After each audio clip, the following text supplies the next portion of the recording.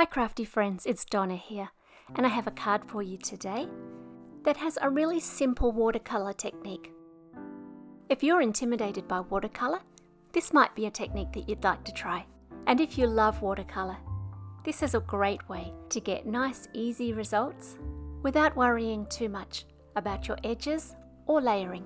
The hero stamp today is called Sketch Florals, and it was just released yesterday at Pink & Main. I'm going to stamp this onto some watercolour paper, but before I stamp it, I'm just preparing the paper with my new powder tool that I'm really loving. I've chosen a very textured watercolour paper, so I'm stamping twice with Versamark ink, just to be sure that I've got good coverage, and using a bit of rag that I had lying around from some previous Copic colouring to rub across the surface. The weather's getting warmer here in Tokyo and I can no longer pull my jumper down over my sleeve to do that job. I've heat embossed in white embossing powder. This image has nice solid lines, which is going to work to our advantage in a little bit.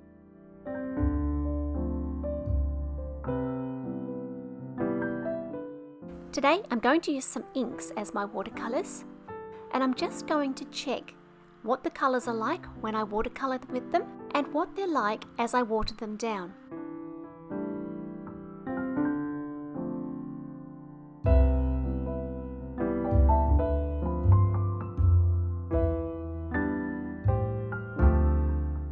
Most of them just became a lighter version of themselves, but the dark night ink did a glorious change and the colours split as I watered it down, and so that colour there is definitely making it onto the card. I'm going to refer back to this piece of paper as I choose my colours.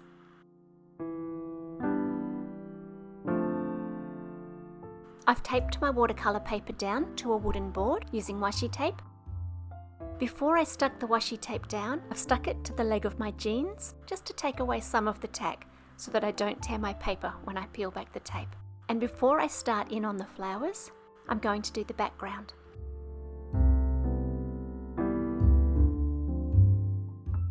To paint the background, I've put down a layer of water first and then dropped in some pale green.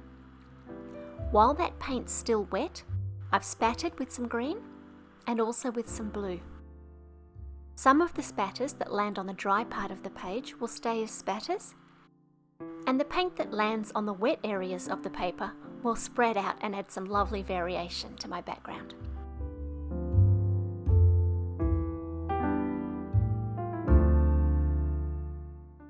Now it's time to start in on the image.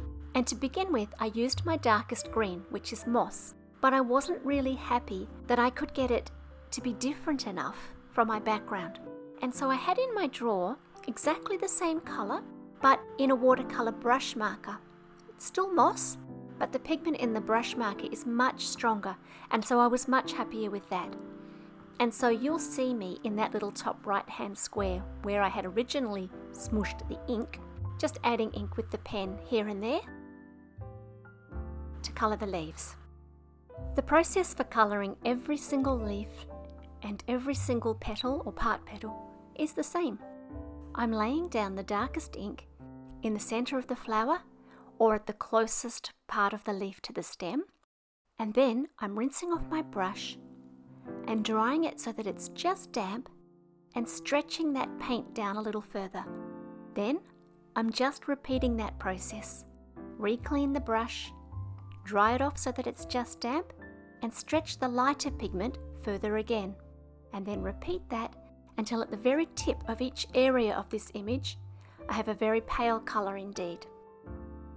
Often in the process of that, I've decided that the colour back at the beginning is now too light, and so sometimes I'll drop in some full coloured pigment again and let it run. If you have too much water, the paint will just run all over the petal and you won't be able to get that graduation in colour. But the beauty of this technique is that you're doing the same thing over and over and over again, and so you really get to practice and to work out just how much water, just how much ink you want to add, until you get something that you are happy with.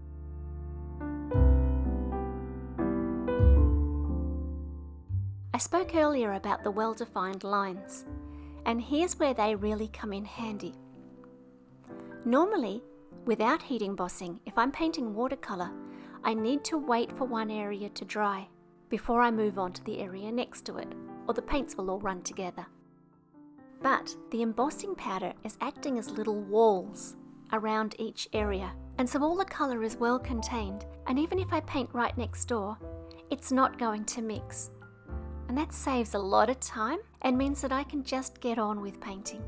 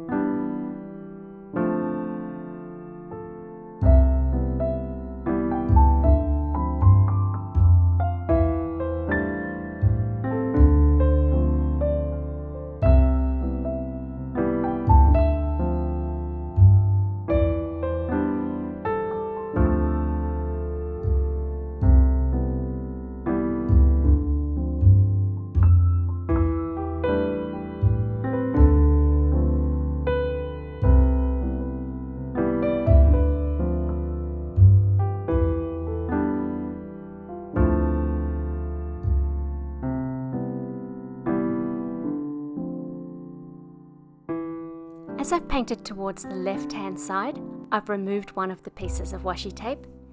It's not that necessary now anyway, because I'm not using a lot of water anymore. I've also increased the level of difficulty by adding a cup of tea right next to the paint water. And we all know how that might go. This third flower was painted with the same technique, using one of the lighter blues.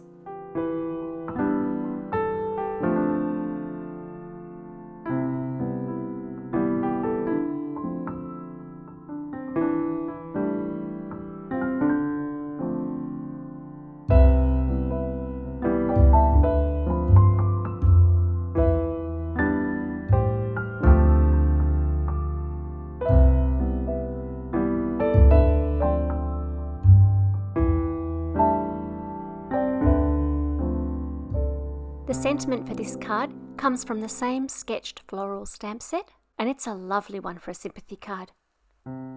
Wishing you all the peace and comfort possible. I have that black marker sitting there ready to fill in any gaps, because I am using a very textured paper. But in the end, I got a beautiful impression and didn't need to use it. I did, however, stamp the image twice, just to make sure.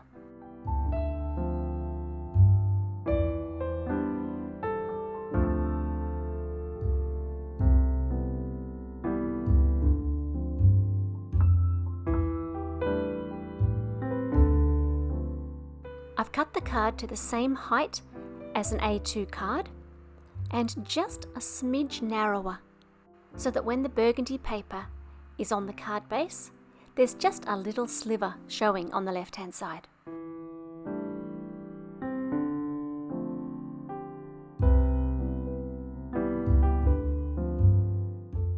I finished off the card with a few clear enamel dots.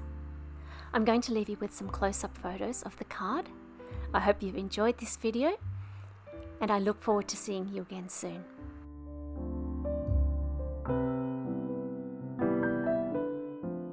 If you'd like to press like on the video, it makes my day.